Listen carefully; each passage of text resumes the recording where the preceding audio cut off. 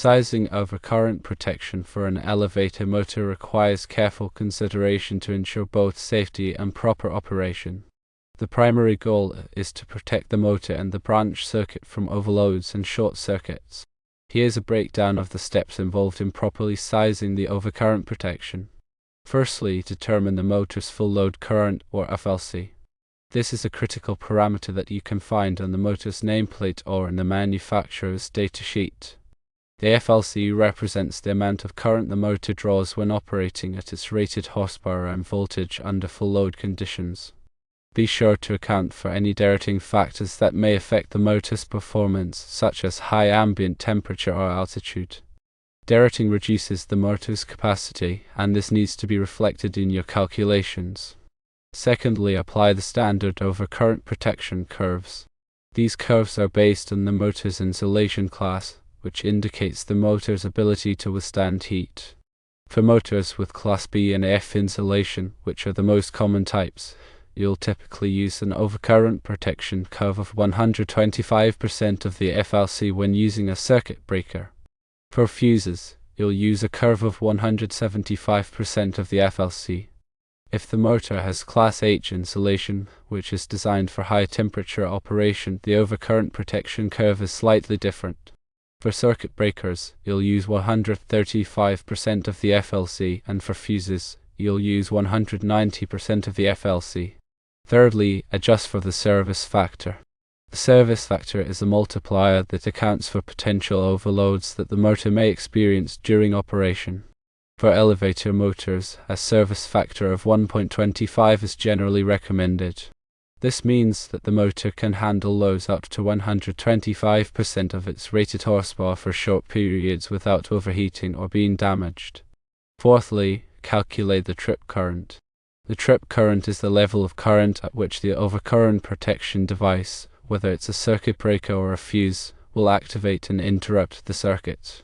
To calculate the trip current, multiply the motor's FLC by the overcurrent protection curve value, which we determined in the second step, and the service factor, which we discussed in the third step.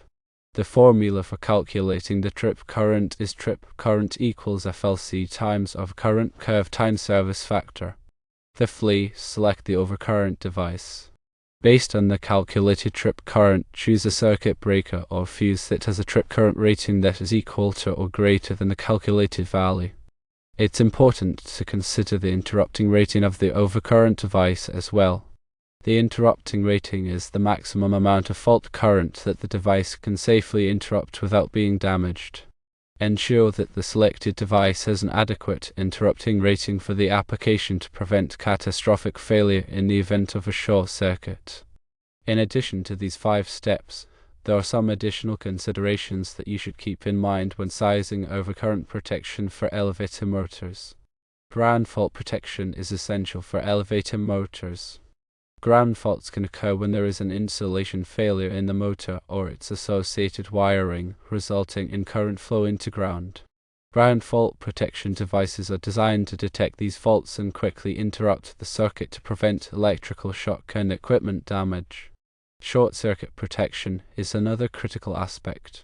The overcurrent protection device should also provide adequate short circuit protection to quickly interrupt the circuit in the event of a short circuit fault. Short circuits can generate extremely high levels of current, which can cause significant damage to equipment and pose a serious safety hazard. Branch circuit protection is also important. The branch circuit that feeds the elevator motor should be protected by an overcurrent device. This device provides backup protection in case the motor's primary overcurrent protection fails to operate properly. Finally, ensure code compliance. Make sure that the overcurrent protection you select meets all applicable electrical codes and standards. Electrical codes, such as the National Electrical Code, or NEC, provide detailed requirements for overcurrent protection to ensure safety and proper installation. Let's go through an example to illustrate how to apply these steps. Suppose we have an elevator motor with a full load current of 100 amps. The motor has Class B insulation, which means we'll use an overcurrent protection curve of 125% for a circuit breaker. The service factor for the motor is 1.25. To calculate the trip current, we'll use the formula we discussed earlier. Trip current equals FLC times overcurrent curve times service factor. Plugging in the values, we get trip current equals 100 amps times 1.25 times 1.25, which equals 156.25 amps. Based on this calculation, we would select a circuit breaker or fuse with a trip current rating of 160 amps or higher. This will provide adequate protection for the motor without causing nuisance tripping. It's important to note that these calculations are based on general guidelines and may need to be adjusted based on specific application requirements. Always consult with a qualified electrical engineer or electrician to ensure that the overcurrent protection is properly sized and installed. In summary, properly sizing overcurrent protection for elevator motors involves several key steps. These include determining the motor's full load current, applying standard overcurrent protection curves based on insulation class, adjusting for the service factor, calculating the trip current, and selecting an overcurrent device with an appropriate trip current and interrupting rating. Additionally, you should consider ground fault protection, short circuit protection, branch circuit protection, and code compliance. By following these steps and guidelines, you can ensure the safe and reliable operation of elevator motors and protect against electrical hazards. Remember to always consult with qualified professionals for specific applications and to ensure compliance with all applicable codes and standards. Overcurrent protection is a critical component of any electrical system, and proper sizing and installation are essential for safety and equipment protection. Here are some additional points to consider.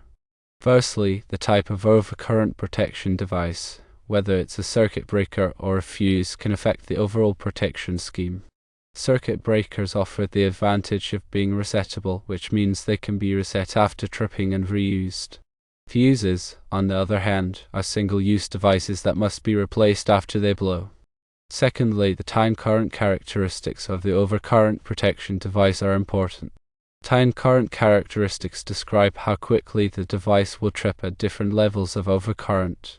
These characteristics should be coordinated with the motor's thermal damage curve to ensure that the device trips before the motor is damaged by overheating. Thirdly, the ambient temperature can affect the performance of overcurrent protection devices. High ambient temperatures can cause the device to trip at low current levels, while low ambient temperatures can cause it to trip at higher current levels. It's important to select a device that is rated for the expected ambient temperature conditions. Fourthly, the altitude can also affect the performance of overcurrent protection devices.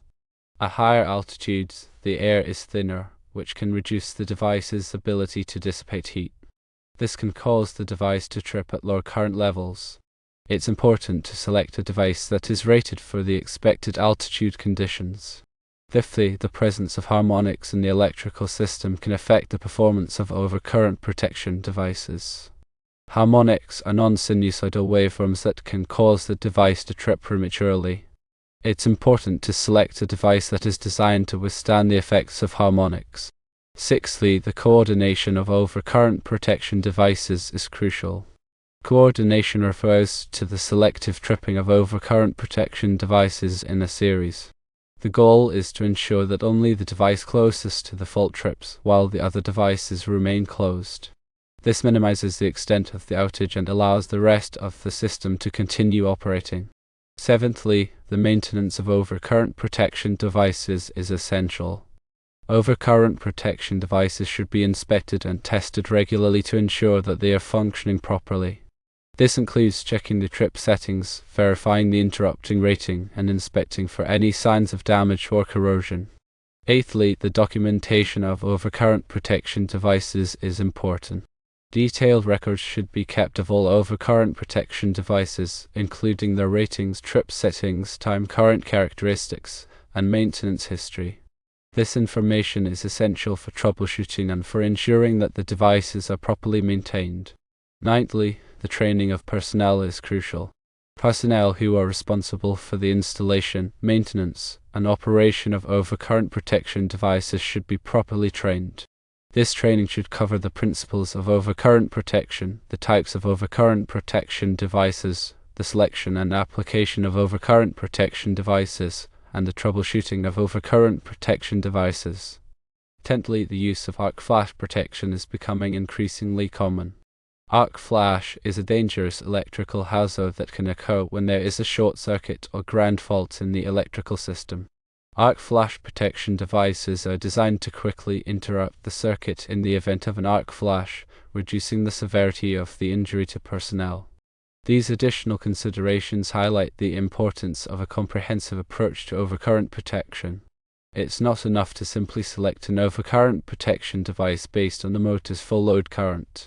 You must also consider the type of device, the time current characteristics, the ambient temperature, the altitude, the presence of harmonics, the coordination of devices, the maintenance of devices, the documentation of devices, the training of personnel, and the use of arc flash protection. By taking all of these factors into account, you can ensure that the overcurrent protection system is properly designed, installed, and maintained to provide reliable protection for the motor and the electrical system.